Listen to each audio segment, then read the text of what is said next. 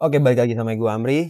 Di chapter Y kali ini, seperti biasa kita akan bicara mengenai pernikahan dan seputar life lesson. Jadi disimak aja. Nah, kali ini kita akan bahas mengenai, jadi gue nih kemarin sempat lihat di X, ada yang ngebahas mengenai beberapa perempuan yang laki-laki ini should never date or even marry, ceritanya gitu.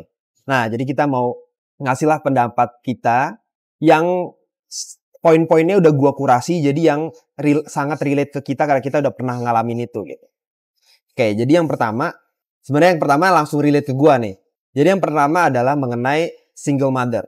Nah, di sini definisinya dia adalah single mother itu kenapa nggak boleh di-marry menurut dia nih ya. Itu karena dia bilang she might seem mature, responsible, and kind, but her life is already full and you're not her number one. Her child will always come first. You will come second or even third. You'll pay for food, school, and fun for the kid that isn't even yours. You will constantly deal with her baby daddy in the background, her child emotional needs, and her lack of time for you. If she breaks up with you, you will lose both her and the child you got attached to. That's emotional pain you don't need. A real man builds his own family. He doesn't inherit another man's burden. Nah, jadi kalau misalnya dari versi gue ya kasus ini sebenarnya emang gue ngalamin sendiri gitu. Gue date dan even marry ini perempuan gitu. Nah, cuma ada benernya tapi nggak sepenuhnya bener semua gitu loh. Benernya di mana? Nah, benernya dulu nih, biar lu pada seneng. Nah, benernya adalah memang kalau lu nikah sama orang yang udah punya anak dari perkawinan sebelumnya gitu ya, atau dari laki-laki yang sebelumnya gitu ya, dengan date mereka yang sebelumnya misalnya gitu, itu benar dia lebih apa? Kalimat pertamanya, seem mature and responsible, itu benar. Lebih mature jauh memang. Kalau gue bisa tambahin lebih, udah gak ada basa-basinya, benar-benar straightforward. Karena dia udah ngalamin berbagai macam tantangan hidup lah ya, ceritanya gitu. Jadi asam garamnya dia udah lewat gitu. Jadi otomatis kalau misalnya ketemu sama orang yang single mother, ya mereka pasti udah most likely akan straightforward gitu. Ini gue tambahin straightforward. Terus already full and you're not her number one. Nggak juga sih. Kalau itunya nggak juga. Kenapa? Karena tergantung kasusnya masing-masing gitu loh. Jadi walaupun mereka cerai kan ada yang kasusnya baik-baik juga gitu. Maksudnya tetap hubungan baik sama mantannya segala macam itu kan ada yang kayak gitu. Nah, jadi itu tergantung case by case lah kalau menurut gue. Jadi itu nggak sepenuhnya benar gitu. Kalau her child will always come first, itu benar. Tapi bukan berarti kita jadi nomor 2 atau nomor 3 dia nggak bisa respect gitu loh. Number is just a number. Ya kalau kita di posisi dia, misalnya kita jadi duda, ya kita juga pasti akan ngutamain anak kita dong dibandingin orang lain yang baru mau masuk ke kehidupan kita. Itu wajar-wajar aja gitu. Tapi it doesn't mean dia berarti nggak respect sama kita. Yang kita butuhkan respectnya. Mau number berapa itu cuma number aja gitu loh. Itu sih kalau gue yang ngelihatnya. Terus kalau masalah break up sama segala macam, ya itu resiko. Lu get attached to sama si anak-anaknya. Udah gitu lu jadi harus break up gitu. Ya itu resiko aja gitu. Tapi menurut gue ya, kalau misalnya emang lu lebih suka sama orang yang tadi ya straightforward, lebih mature gitu, lebih responsible, nggak perlu banyak ngasih tahu lagi segala macam. Dan lu bisa bear the burden gitu ya, segala keribetan karena udah punya anak segala macem, lu harus nge-build sesuatu yang itu udah ada sebelumnya, jadi lu masuknya di tengah-tengah gitu kan. Ya kalau lu nggak masalah dengan itu sih menurut gua bisa-bisa aja, nggak masalah gitu gitu. Walaupun kalau misalnya lu buat dari nol family lu gitu ya itu juga sebenarnya menurut gua mungkin akan lebih enak ya karena lu nggak ada masalah kan dari awalnya. Jadi masalahnya tuh belum ada, ya lu mulai bareng-bareng, nah masalahnya nanti baru muncul di depan gitu kan. Ya itu better memang gitu loh. Tapi kalau misalnya lu punya reference yang lain, ya lu ketemu sama model yang kayak gitu, ya bukan berarti itu big no juga gitu loh. As long as ya lu punya mentalnya di situ gitu. Sampai situ dulu, tanggapan lu aja dulu. Gue gak punya tanggapan kalau itu. Kan gue gak punya pengalaman. Dan kalau gue sih lebih gak single mother. Kalau gue suruh milih ya. Apa? Kalau gue lebih milih gak single mother sih. Ya single mother ya. Ya karena emang lebih enak, gak ada masalah ya kan? Ya mungkin ada, tapi maksudnya kalau kita ngomong secara general pasti jatuhnya lebih sedikit dibandingin yang kalau lu masuk di tengah-tengah kehidupan orang gitu kan. Iya, kalau gue milih kayak gitu. Iya kan? Karena kan apalagi udah langsung kalau udah punya anak gitu kan. Iya, Kalau gue iya. kayak belum siap. Maksud gue bukan belum siap punya anak, maksud gue untuk Iya lah, langsung karena kan ke maksudnya sana. lu nggak tahu kecilnya gimana, udah gitu lu harus nanggung segala kekurangan. Ya kan, kalau kelebihan pasti enak, tapi kalau kekurangan yang bukan dari ajaran lu gitu loh, ngerti gak? Iya. Kan masalahnya di situ tuh. Ya kalau bisa gue enggak. Tapi kalau iya ya udah. Ya. Oke, sekarang ke lu dulu nih. Nomor 2 nih kayaknya lebih relate ke lu. Ini mengenai party girls. Nah, jadi katanya dia bilang nih, party girls definisinya dia itu adalah mengenai dia yang she's wild, fun, sexy, and completely unfit for marriage. Dia bilang nih. She drinks, stay out late, dances with other men, post half naked photos. Terus she's addicted to attention and outside validation. This type of women doesn't understand loyalty and privacy. She lives for the moment. She's not thinking about kids, home, or peace. She's chasing dopamine and likes. Once you lock her down, she will either become bitter and bored or cheat to feel alive again. Kayak gue gak pernah separah itu deh. Kalau itu parah banget ya, ekstrim banget ya. Iya sih. She belong to the nightlife, not in your future. Dia bilang. Nah, yang versi lu aja gimana? Kalau ini emang kayaknya ekstrim banget sih. Kalau itu terlalu ekstrim sih. Iya, Kayak kalau misalnya Kalau gue, ini sih kayaknya nggak satu mungkin kata dia- aja deh. di kayak awal ini. kayak Ini nggak kayaknya mungkin slut gua. kalau udah kayak gini. Iya, kalau gue kayak nggak mungkin gue sama cewek kayak gitu. Oke, tapi yang pernah? Ya minum sih paling. Oke. Yang ya nightlife paling ya yang paling sering. Ya. Ya, sebenarnya kalau misalnya gue nggak menganggap itu hal yang, gue bukan menjauhi orang-orang kayak gitu ya, mas. Gue untuk temen sih bodo amat gitu. Iya, Kalau misalnya mau lo minum atau enggak, gue nggak peduli gitu. Kalau mau Kalau- mabok-mabokan kayak mau apa segala macam, gue nggak peduli. Tapi kalau untuk pasangan buat gue nggak nyari yang kayak gitu.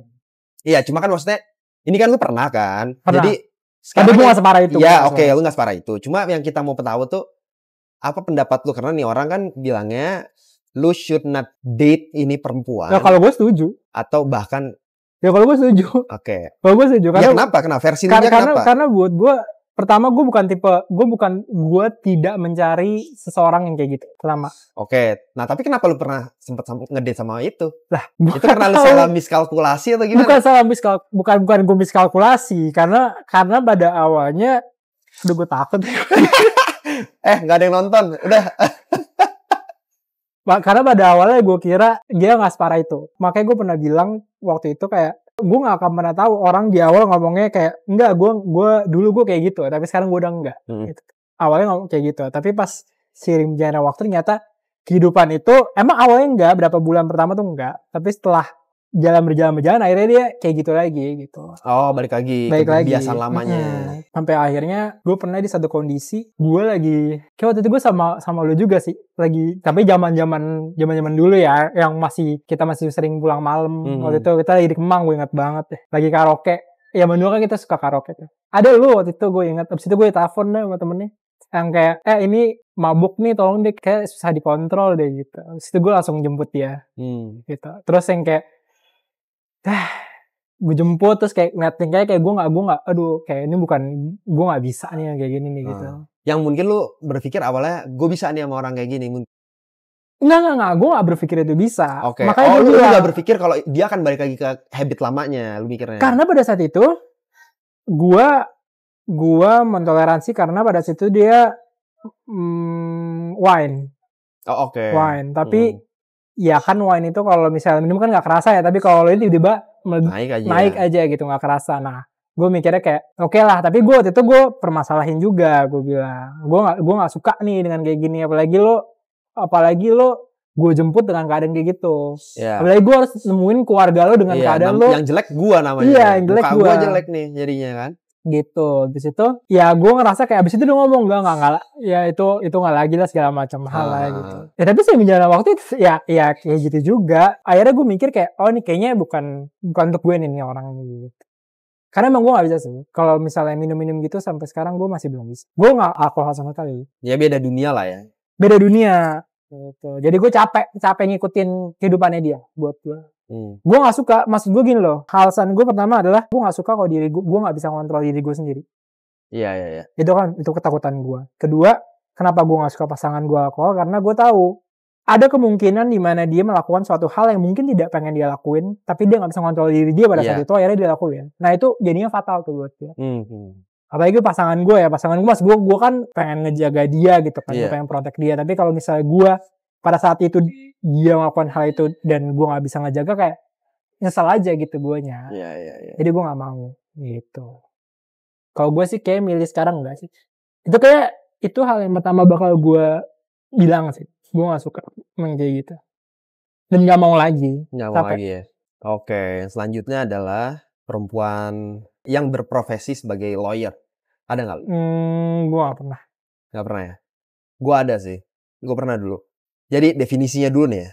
Definisinya menurut dia. Jadi dia bilang, these women are trained to argue. That's their weapon and they never put it down. They make money by proving people wrong. So at home, they do the same. They want to be right, not to make peace. You will feel like everything is a fight. They will correct you, question you, and sometimes talk to you like you are on trial. They also tend to put their career first and delay kids, family, or sport. They are cold and calculated and emotionally shut off. Jadi dingin gitu ya. You won't feel love, you will feel managed. Nah, kira-kira kayak gitu.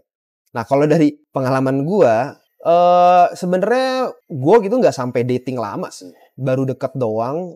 Jadi kalau misalnya dibilang dia orangnya dingin, di pengalaman gue nggak terlalu dingin juga orangnya. Bisa fun juga, nggak segitu dinginnya. Cuma kalau misalnya dia masalah tadi yang diomongin masalah argue ya, itu benar. Karena kalau lawyer itu ya mungkin karena kebiasaan berargue ya, jadi ya dia otaknya lebih sistematik gitu. Jadi kalau ngomongin apa-apa ya selalu semuanya tuh systematically structured gitu loh pokoknya orangnya. Ya emang ngomongnya gitu. Tapi buat gue sih so far pada saat itu sebenarnya nggak ada masalah. Masalahnya yang ada di hal lain lagi yang sebenarnya nggak disebutin juga di sini gitu. Jadi kalau buat gue sih sebenarnya di pengalaman gue ini nggak ada benernya kalau menurut gue gitu loh. Karena memang bukan berarti dia tuh jadi sedingin itu udah gitu nggak mengedepankan keluarga segala macam. Enggak, dia juga sandwich generation, dia ngurusin keluarganya juga ceritanya waktu itu. Walaupun dia masih single ya, dia ngurusin keluarganya juga gitu loh, ngasih ke orang tuanya segala macam gitu. Enggak kayak gitu juga sih menurut gua. Tapi emang definisinya terlalu ini kayaknya emang dia ngambil contoh yang ekstrim sih, yang bener rata kanan gitu loh. Gitu. Jadi ya menurut gua enggak juga gitu loh kalau untuk lawyer ya. Walaupun hal yang paling pentingnya tadi terstruktur, sistematis gitu ya. Kalau ngomong pengen suka berargue itu benar gitu. Tapi kebetulan karena gue juga punya cara berpikir yang sama, jadi ya gue senang aja untuk berarguenya gitu. Tuh. Jadi kalau buat gue sih enggak sih. Sampai situ dulu lu ada pendapat nggak? Menurut lu gimana? Lu suka nggak? Nggak gini, lu suka nggak dengan mindset kalau misalnya someday lu ketemu yang model kayak lawyer gitu, yang dia lebih sistematik segala macam, tapi nggak se-ekstrim tadi ya. Lu suka nggak dengan perempuan yang kayak gitu? Bisa berargue. Gue suka berargue gitu. Gue suka karena kadang buat gue hubungan tuh butuh kayak gitu. Oke.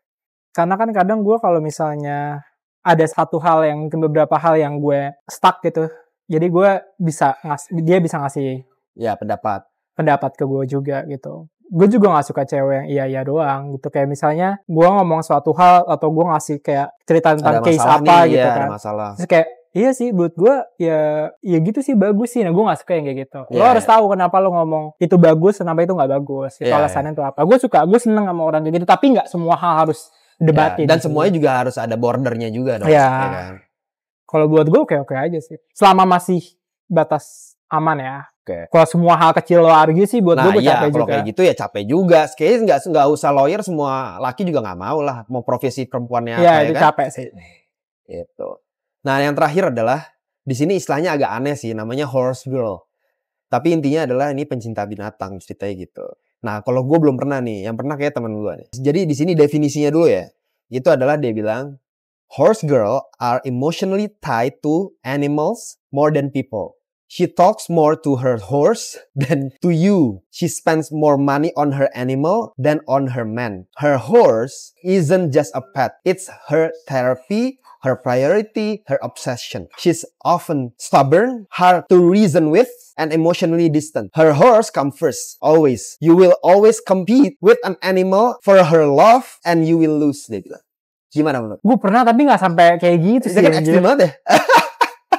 Paling kalau gue pernah pengalamannya yang dia pecinta binatangnya, tapi nggak menjadikan binatangnya dia sebagai prioritas utamanya dia juga sih. Pernah tapi ngerepotin lu nggak? Kayak kok gue jadi kayak babunya nih? Enggak. Pernah nggak lu kayak Gue nggak pernah. Oh, gue pernah denger tuh yang kayak gitu bisa. Gue nggak pernah. Mereka mau pacaran nih, tapi gara-gara ada kebutuhannya nih orang si petnya dia nih, jadinya malah waktu pacarannya tuh malah ke-spend malah banyak ngurusin petnya. Enggak. Gue nggak pernah. Jadi ceritanya malah ini lakinya kesel banget, makanya gara-gara itu juga dia bubar sama nih cewek juga ada. Gue ceritanya. Jadi kayak buset, gue kok malah udah pacaran ngurusin anjingnya mulu gitu. Kalau gue nggak pernah ngalamin pribadi sih ya. Kalau gue ngelihat pengalaman orang pernah. Dan ini kucing. Itu gila banget tuh sampai bisa berantem tuh kalau misalnya kayak lupa nutup pintu rumah gitu, terus kucing hilang bisa berantem itu berdua gitu. Lu berantem sama dia? Bukan pengalaman gue. Oh, ini temen lu? Iya, pacaran berdua. Itu pernah tuh kayak gitu. Sampai yang kayak minta tolong anterin untuk mandiin kucingnya itu. Iya. Jadi repot ngurusin kucing doang kan? Repot. Kan tuh kucing sebenarnya yang ngasih tuh cowoknya. Oh iya. Sama itu cowok ngomong, ya udah kalau misalnya nih kucing bikin ribut, ini gue buang aja nih kucing, gue kasih orang aja nih. Kalau misalnya nih cuman gara-gara nih kucing bisa bikin hubungan yang ribut mulu, dengan dikeluarin kucing gitu. Gue pernah sih, tapi buat gue tuh agak ya nggak tahu sih, kalau gue emang bukan pecinta binatang sih ya. Maksud gue suka binatang yang nggak jalan. Nggak jadi peliharaan kan maksud lu kan? Gue suka ikan gitu yang kayak bisa jadi hiasan. Tapi kalau misalnya kayak kucing yang jalan di rumah tuh gitu, gue kurang suka. Iya. Karena kalau kata nyokap gue tuh dulu kayak lu punya bayi lagi, tau gak? Karena lu harus ngurusin ya udah semuanya. Iya, apalagi gue keluar kota. Ke rumah sakit, lalala. Kalau lu keluar kota jadinya harus diinepin dulu di mana, segala macem kayak gitu-gitu. Ya itu ribet. Buat gue nggak pernah punya pengalaman itu sih. Ya kalau gue juga sebenarnya nggak suka sih. Kalau ketemu sama yang pet lover gitu, tapi yang model kayak gitu ya. Gue sih sebenarnya suka anjing, tapi ya gue nggak bisa sih kayaknya kalau misalnya ngurus kayak gitu, apalagi di rumah gitu ya, kayak gitu kayak susah sih. Suka aja ngeliatin, suka kalau ada punya orang gue suka gitu. Gue nggak sukanya apa kalau misalnya gue kayak udah sayang sama binatang, entah kalau binatangnya mati kayak anjir. Oh iya. Nggak mau gue kayak gitu, males gue kayak gitu. Jadi gue kayak mendingan jangan deh. Maksudnya gue pernah punya peliharaan ikan tuh, dari kecil gue pelihara. Iya. Semati kayak anjir sedih sih. Jadi gue udah nggak mau lagi sih kalau punya binatang peliharaan. Iya. Jadi invalid lah ya. Invalid bener lah ya. Iya kalau itu iya sih. Bener lah ya. Kalau separah itu ya. Iya. Oke, jadi segitu dulu. Semoga aja membuka perspektif baru dari konten yang singkat ini. Jadi kalau lu ada pendapat lain boleh komen.